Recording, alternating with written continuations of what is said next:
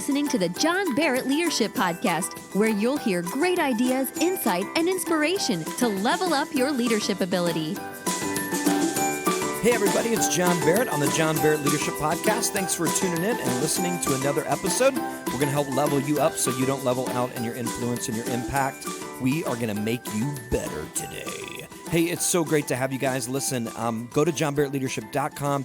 You can go check out leader guides that go along with this podcast and group questions if you want to have your team listen to this, maybe have some discussion around it and learn together, grow together. Here's what I know about teams. Teams that grow together win together.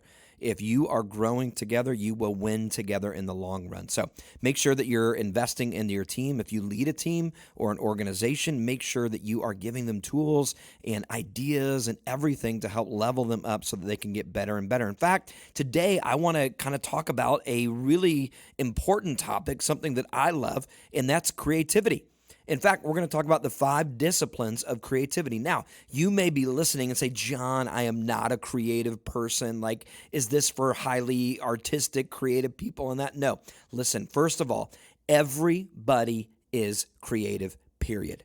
I don't care if you're creative with art, with music, with ideas or inventions, or maybe you're creative with analytics, you're creative with numbers, you're creative with science or whatever it is. You are creative. In fact, every single person is born with creativity. Now, we've somehow believed this myth that creative ideas and creativity is something that only some people have and others don't. And in fact, I'm a creative person. I'm kind of an artist by nature. I am a musician, and I play guitar, bass, drums, sing, and I help out my local church leading music. I've got an album on iTunes out there and that I produced and that years ago. And so I've got a musicianship within me. I'm also an artist that I paint. In fact, years ago, I took my hobby of painting landscapes, kind of like the Bob Ross style with the big afro and all that. Yeah, I learned how to do that many years ago as an adult. And I began to weave that into my leadership training. So I actually do the art of leadership where I go into organizations and I teach them all these leadership lessons about a painting process. In fact, every person creates a 16 by 20 inch landscape with a blank canvas. And I provide all the materials. I walk in. We usually surprise them. It's a lot of fun because they don't know it's coming. And they walk into the room and they're like, what? And everybody's freaking out. They're like, oh, no, I can't do this. And all the creative people are like, oh, yeah, I want to do this. All the artists and that. And everybody else who doesn't think they're creative, freaks out. But I walk them through a whole landscape. We do a whole landscape with trees and a lake and sky and all this stuff. And here's what's amazing. I've had thousands of people go through this over the years. And every single one, they always amaze themselves. Now, I'm not saying that everybody walks away creating some masterpiece, but most of them, it's their very first time ever doing an oil painting like this. And I walk them through the process. Guys, listen, I've done it with thousands of people that I've taken this through over the years. Every single one creates something that they never thought they could have done. In fact, I always, right before I start the class, I say, how many of you in here think you are not a creative person? And almost 90% of people always raise their hand. And yet by the end, when they get done, they realize that, wow, they couldn't even believe what they just did. Because once you actually break down creativity and you break it down into the disciplines of how to be more creative, you'll find that everybody can do this. And when you bring creativity to your job, to your work, whatever it is, I don't care if you are in the most analytical kind of, routine-oriented kind of a job, you can bring creativity to it. Or if you're in a more creative type role, you can always get more creative. And so I want to help you today because I want to tap into the artist from you and help you kind of get this idea that creativity is not some ethereal thing, but it's something that we all need. In fact, if we're going to be successful in your role as a leader, as someone who's going to be successful in your industry, in your job, in what you do, it is going to take creativity. I can promise you that. It's not some ethereal force floating in space. It's literally just intentional effort that's grounded in reality. I want you to understand that creativity is not some mystical force out there. It's intentional effort that's grounded in reality.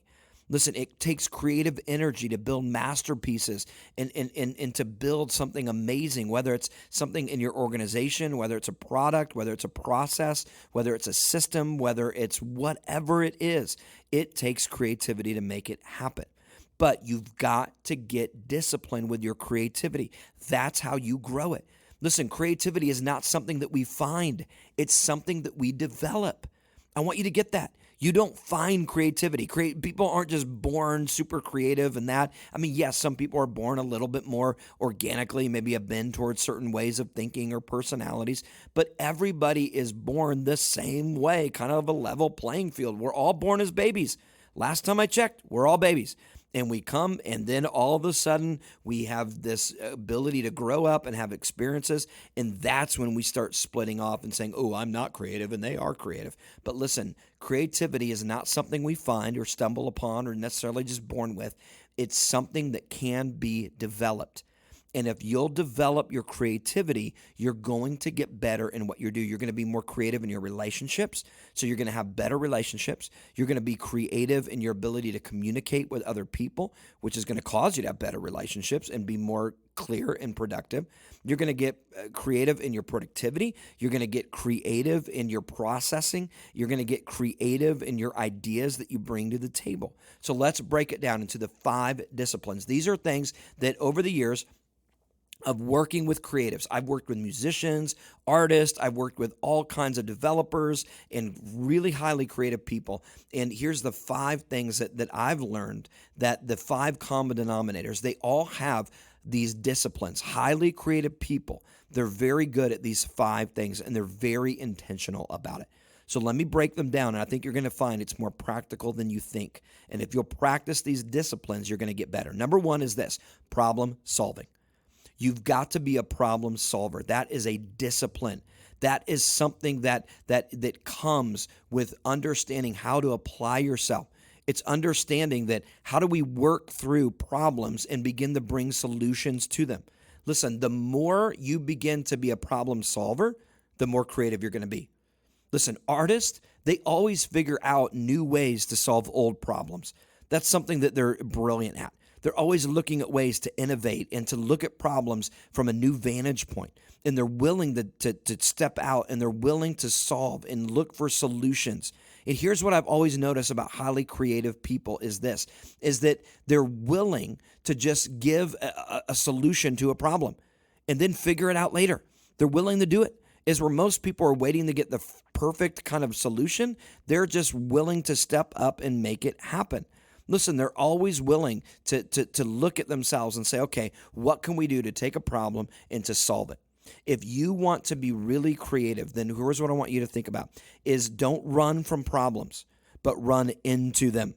And what I mean by that is don't run from them and think, oh my gosh, I'm just trying to get out of it. No, most success all derives from a problem.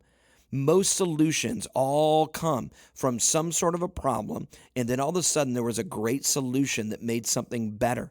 Think about that. I mean, if you're sitting in a chair, the chair that you had, there was a problem. People were tired. People couldn't sit. They would only be able to lay down. But guess what happened? There was a problem. Somebody said, you know what? Something should be done about that. And so I'm going to figure it out. And so what did they do? They created a chair, something that you could actually sit in and be able to not have to just lay down or just stand up, but something in between. And now we use chairs every day for everything in life. So think about that. Creativity is simply the art of solving problems. It's the ability to communicate a solution from a unique vantage point that you've got. And so you've got to understand that if you're going to be really good at creativity, become a good problem solver. Well, how do you do that? You grow in your ability to solve problems by looking at problems from a different angle. If you look at problems head on, all you will see is a problem. All you will see is the negative, the bad, the no good, the whatever it is. But when you begin to change your vantage point and you begin to say, hold on, problems are opportunities. They're opportunities for solutions. They're opportunities to improve and to do something greater. And if you'll just change your vantage point to the side, to the back, from the top, from the bottom, whatever it is, just not straight on. If you'll look at problems from different angles, you'll begin to see opportunities. You'll begin to see potential in problems. Listen, every obstacle presents an opportunity. So if you're going to get really good at creativity, I want to challenge you. Start thinking about, how am I going to grow to be a better problem solver? Read books, listen to podcasts, begin to research it. How do I solve problems? How do I do that? In fact, I did a podcast a while back about how to solve problems, how to solve any problem. I actually give you 5 steps in this, so go back and listen to that. But I want you to understand that you've got to make sure that you're not running from problems, but you're running into them. That doesn't mean you're looking for problems. I just mean that you're willing to address those head on. And then once you get there, you begin to change your vantage point of the problem. Begin to look differently. Don't run into the problem and just stare at it from the front and then say, oh, I don't know what to do, but begin to look at it from a different angle, okay? Problem solving is huge. Second one is this, organizing. If you're going to be great at creativity, you've got to learn how to organize. Now listen, here's the one thing that separates highly successful creative artists from those that are not. Most creative people, right, quote, creative people, the people that we label as that, they're not organized. And what I've found over the years of working with many artists and many people that are highly creative, it is their inability to be organized is what limits their potential. But if they'll get organized, listen, creativity is about organizing an immense amount of information. I mean, you've got to be able to take all these things and put it into one cohesive piece. So it boils down every ingredient needed into the kind of this beautiful dish of art, of something creative, right? I mean, artwork isn't so much about adding as much as it is about subtracting the unnecessary, the clutter. It's getting rid of the disorganization and all the chaos and that, and beginning to kind of just boil it down to something that is good, something that is creative, something that can make a difference. So I want you to understand that if you're going to be really, really good at creativity, you've got to be really good at organizing yourself. So if you're one of those people that struggle with being organized, I'm telling you, you're going to limit yourself on being creative.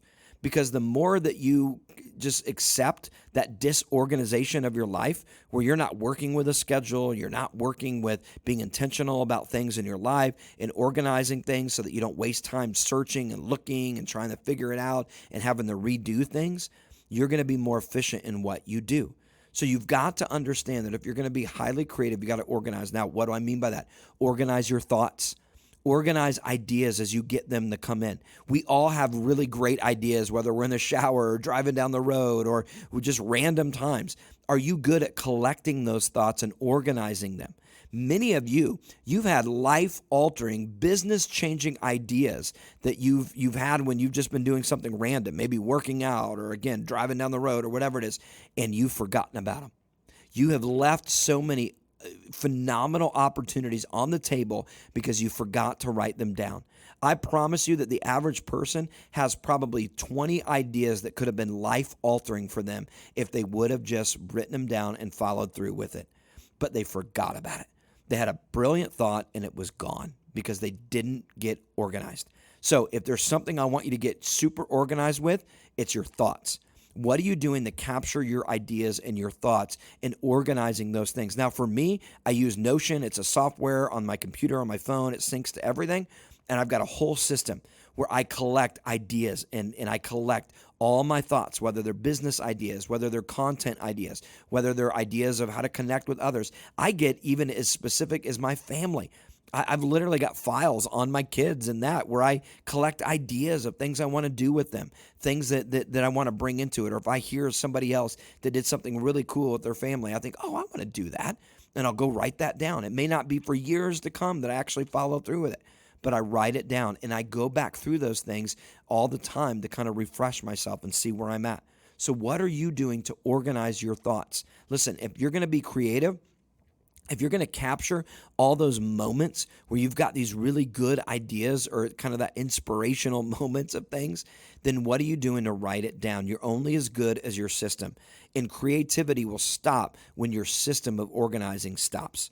I can promise you that. Wherever your system of organizing stops, your creativity will stop right there.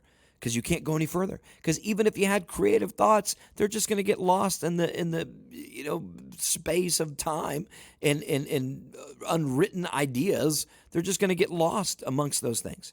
So you've got to get disciplined at being organized with your life, and not just with stuff, but organized with your thoughts. Third thing is this. The third discipline you've got to make sure that you're doing is learning. Listen, artists are curious people. Creative people are curious. They're always leaning into more understanding so that they can get better. They're always looking at things and thinking, well, how can I do that? Or how can I be a part of that? Or how could I create something like that? They're more of a student than they are a critic. They're not walking around criticizing and being analytical about every little thing. They're a student. They say, well, how do we do that? How does that work? How does that work together with this? And maybe I can use that idea for another idea over here. And they have this combinatorial effect where they take seemingly unrelated objects and they put them together, ideas that are totally unrelated, and they bring them together into a really creative piece. Listen, most of my ideas that I've gotten throughout life have been fragmented ideas from some other thing over here that's not even related to what I was talking about or thinking about. But all of a sudden, this kind of dot got connected to him. You know, I told you about doing art years ago. I learned how to do artwork with oil painting just as a hobby. And I'll never forget when I was sitting there one night, it was right around Christmas time, and I'm sitting in bed, and this was many years ago. I mean, probably 18 years ago or so. And I remember reading a book about how you should have multiple streams of income. And I was like, whoa. Well, what can I do to make more money? And I remember this book said, you need to find ways to monetize your hobbies and things that you love to do. And I thought, well, I like to paint. And then I realized every time I had somebody come over to my house, a friend, I would always take them out to the garage and make them paint a painting. I did, believe it or not, I would. It was crazy. It was like I was known for it. When friends would come from out of town to come visit, I'd be like, hey, come to the garage with me. And they'd be like, what? And I'd be like, I'm going to have you paint a painting. And they'd go, you're crazy. I don't paint. I've never painted a painting in my life. And I go, it's okay. I'm going to walk you through it. And I would literally set up my easel, give them a whole palette. I'd put paint on it for them. I'd get it all set up, and I'd walk them through it, just like Bob Ross did when I watched him. And I would do it, and they would create this masterpiece. And they'd be like, I cannot believe I did this. And they'd have so much fun. And so I'm sitting there that night, and I thought, well, I've helped people how to paint. I've taught them, my friends. What if I set up a kind of a canvas thing where people could come and learn? And this was years, way before wine and canvas and all that stuff that got popular. And I thought, well, I'm going to go ahead and do it. So I put it out there on social media. I said, hey, I'm going to do an art class. And I found a local place where I could host it. And I just said, here, I'm going to charge this money. Come in and we're going to paint these paintings. I had 15 people sign up that night for the painting. I was like, what?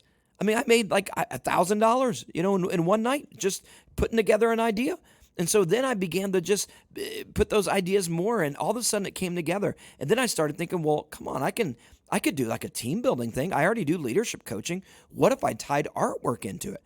And then all these illustrations started popping out, like the blank canvas is potential, but you got to work hard in order to do something. And then I went through there and I talked about the paints that you use. You don't need all these different colors. You only need a few. And so I talked about the paints are like our strengths, and we have all these strengths, but we got to understand how to utilize them and work together with them so that we can begin to mix colors and create this masterpiece.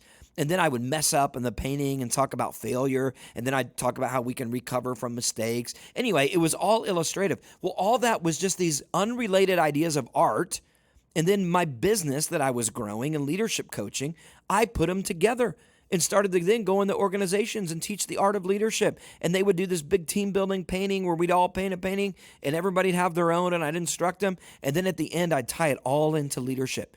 I still do it every now and then, and it's phenomenal. Then I started thinking, well, I could go speak. I could just go do a keynote while I do a painting. Anyway, you get the point. My point is this. I was always learning and curious. How do all these ideas work together? So if you're going to be creative, I want to challenge you. Think about all these things you've got in your life. How can I connect the dots to seemingly unrelated things, right? And all of a sudden now you've got all this coming together. Leonardo da Vinci, the famous inventor, he was known for dissecting the anatomy of every living creature so he would know how to paint better. I mean, that's how he learned how to paint, because he would look at the anatomy and he would think about all this, and he would begin to put all things together when he would paint. He was known for disassembling structures so we could learn how to engineer them better. So he would literally take things apart just to look at all the different pieces. I mean, he was a student of everything. And he became a world-known inventor, world-renowned inventor, scientist, all these things, because he always was learning. So if you want to be great, be a learner. Always be asking yourself, how do they do that? What can I pick up from that? How can I learn from this? What can I take away from this? I don't care if it's something totally unrelated. Learn. All right, number 4 is this. Test. Testing. If you are going to build a discipline, you've got to be good at testing. What do I mean by that is this, right? All artists test their work over and over, making it better. I mean, they literally test it. They just create something and they see if it's good. And if it's not, guess what they do? They go back and then they fix it. They make it better.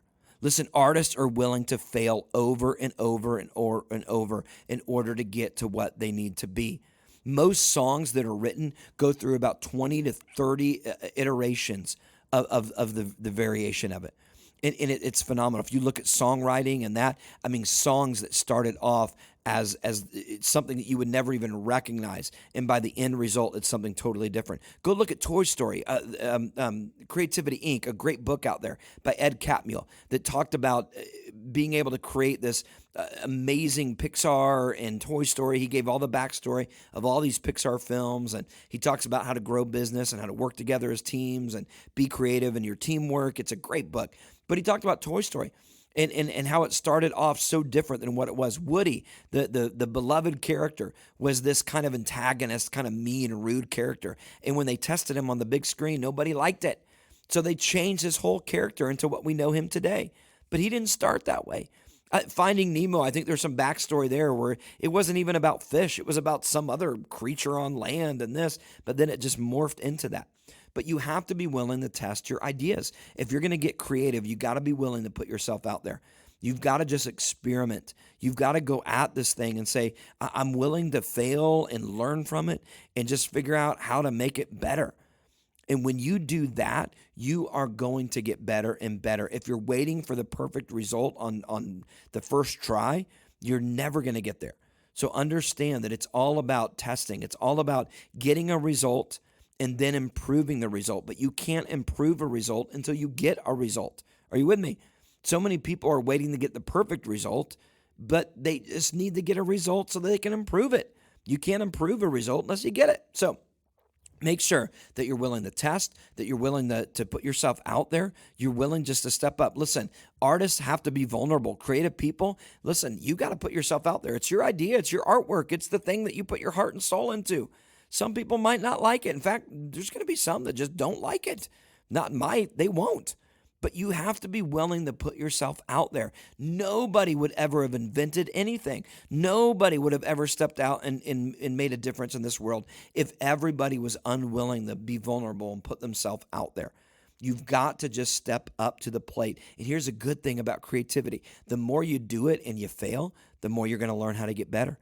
The better and better you're going to be until now when you're putting things out there, ideas, new systems, new processes, a new product, a new idea for the organization or the team or whatever it is that you're doing. When you do it, you're going to be better and better because you went through all the process of learning how to test until you make it and you refine it to be the best it can be. Not long ago, I heard an author, famous author, who said, he was in an interview, and they said, how did you become a New York Times bestseller on your first book? And he said, hold on, time out, my first book? He said, this is my 10th book that I've written. Nobody ever heard about the other 9, though. Nobody cared. It wasn't until that 10th book that all of a sudden it hit New York Times bestseller and everybody recognized me. What you don't know is that I have written 9 books that are in my garage, stacks of them that nobody bought because nobody cared. Listen, I remember hearing that and I think, oh, wow, that's powerful. And so you got to understand that it's through the process of just testing and that. And he talked about how he needed to get through those 9 books in order to get to a place where he could write a New York Times bestseller. He didn't write a New York Times bestseller on day 1, his first book. No, he had years and years of testing and practicing and refining and getting better and just putting himself out there even when nobody bought it, even when nobody cared. He just kept at it. And then he was able to get there. I heard an old statement years ago that says, you can easily be an overnight success after 20 years of hard work, right? I mean, isn't that good? You can easily be an overnight success after 20 years of hard work. If you put in the work, you'll get there one day. Now, what nobody saw was all the testing that you did. They're just going to see the result one day. But you know that if you're going to be successful, there's years of testing and putting yourself out there. If you're going to be creative and be disciplined, you got to learn how to test ideas and just put yourself out there. Last one, 5th one is this, collaborating. This is a discipline you've got to create if you're going to be highly successful.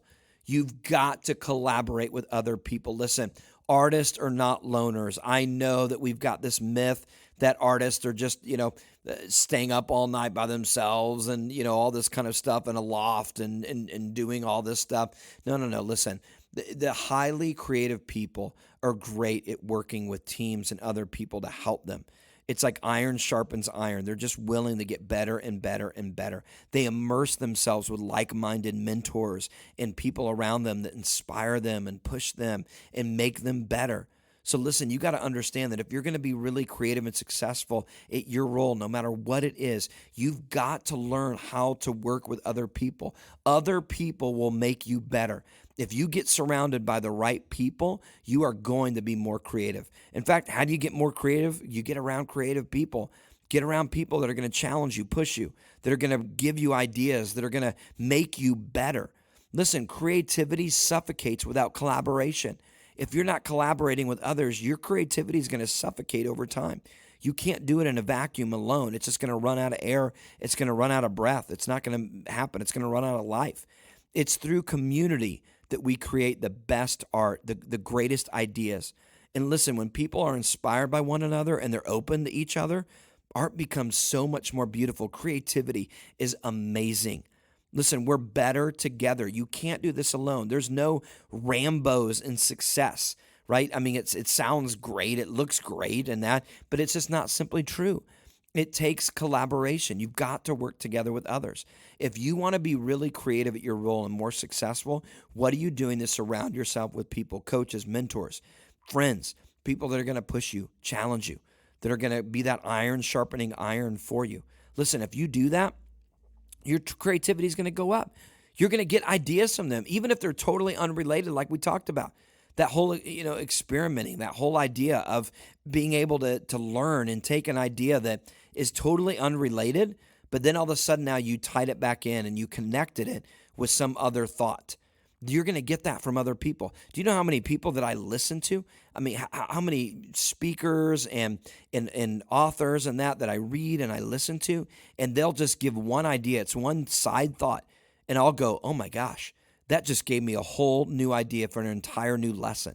Listen, most of the workshops that I put together when I go teach and do a 2 or 3 hour workshop for an organization, all those ideas, those seed ideas that I've got, those just came from some unrelated thing, some idea that somebody gave that I just put it together. When I do the guardrails of accountability, I do a whole framework for accountability. I mean, I've been teaching this for years. It's probably one of the most requested topics that I do. When I go into an organization and do this, it creates a whole framework for how an organization does accountability.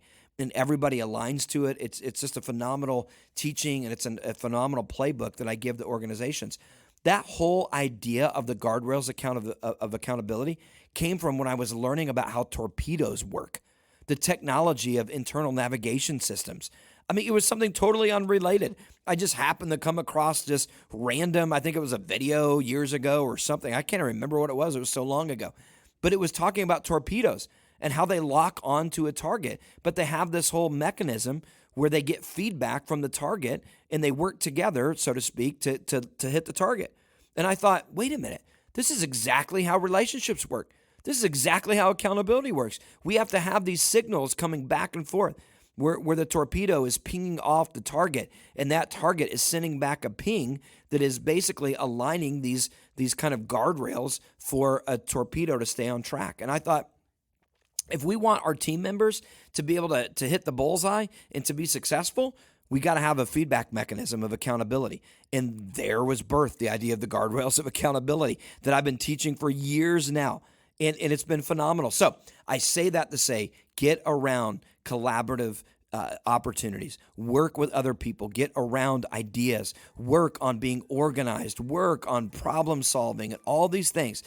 Work on these disciplines of creativity, problem solving, organizing, learning, testing, collaborating. If you'll do that, guys, you're going to get more creative. No matter how uncreative you think you are, your creativity is going to go up, which means your success and your opportunities are going to go up.